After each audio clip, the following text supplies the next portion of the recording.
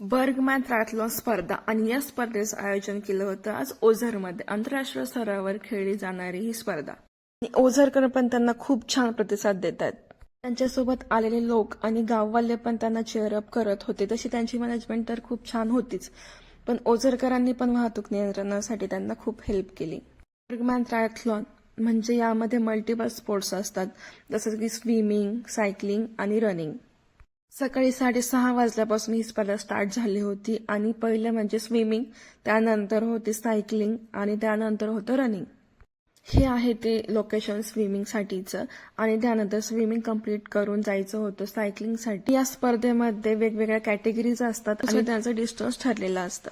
8.5 तासामध्ये ही स्पर्धा कंप्लीट करायची होती. त्यामध्ये 2 किलोमीटर स्विमिंग, 90 किलोमीटर सायकलिंग आणि 21 kilometre running.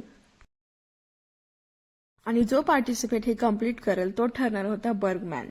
Deccan sports club यांनी ही स्पर्धा आयोजित केली होती आणि या संस्थेने आतापर्यंत कोल्हापूर, म्हैसूर आणि आज श्री विघ्नहर गणपती देवस्थान ट्रस्ट, श्री क्षेत्र ओझर या पर्यटनाच्या ठिकाणी ही स्पर्धा झाली. महाराष्ट्रच नाही तर आउट ऑफ कंट्रीचे सुद्धा खेळाडू यामध्ये सहभागी झाले होते. आणि सगळ्यात आधी ज्यांनी हा टास्क पूर्ण केला होता, मला तर वाटतं ते हे दोघंच असतील. एक तर गर्ग जैन आणि दुसरा पार्टिसिपेट होता तो पुण्याचा होता.